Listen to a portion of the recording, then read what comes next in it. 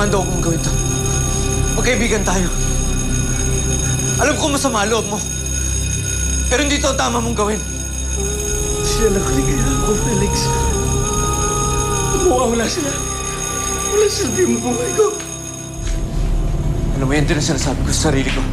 Kung makakalabas din ako dito, makakasama ko rin ang anak ko.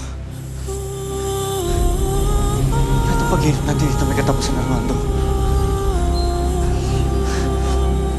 Lalo lang natin hindi din ang sarili natin. Kung dadagdagan natin ang kasalanan natin, kasalanan natin hindi makakasama ang mga mahal natin sa buhay. Tama na.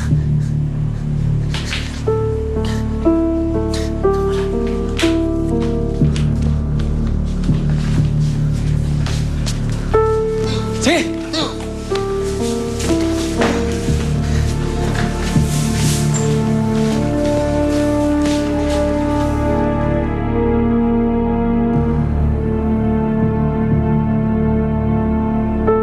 Don't worry, Mr. Samaniego.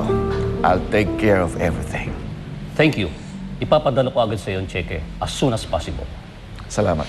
Sige po, Gob. Alis na po ako. Anong ibig sabihin nito, Lucio? Tumanggap ka na naman ng lagay para pagtakpan mo ang illegal logging ni Mr. Samaniego? Hindi ba napakarami mo nang tinanggap na pera sa mga taong nangangailangan ng influensya mo? It's not just about money, Rosana. Kapag wala na ako sa posisyon ko, kakailanganin natin ang tulong nila. I know. Pero napakalinis pa naman ang pangalan mo. Paano kung malaman nila na meron ka rin palang baho na itinatago?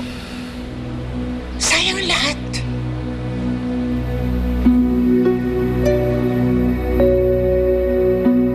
Mama? Papa? Oh, Roberto, anong ibig sabihin nito? Bakit kasama mo ang anak ni Melissa? Alis kasi kami ni Melissa para sa second honeymoon. Wala kami ang pag-iwanan sa bata eh. But this is not an orphanage. Teka, pumayag si Melissa na dalhin mo dito ang bata? That's why we're here. Tito Roberto, ayoko po dito. Ibalik niyo po ako sa bahay.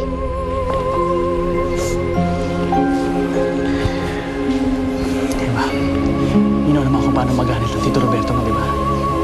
Mag-behave ka dito kung ayaw mo kung magalit. Ha? Intindihan mo?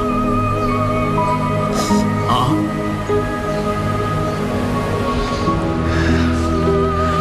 Kayo na pong bahala sa kanya. Time to go.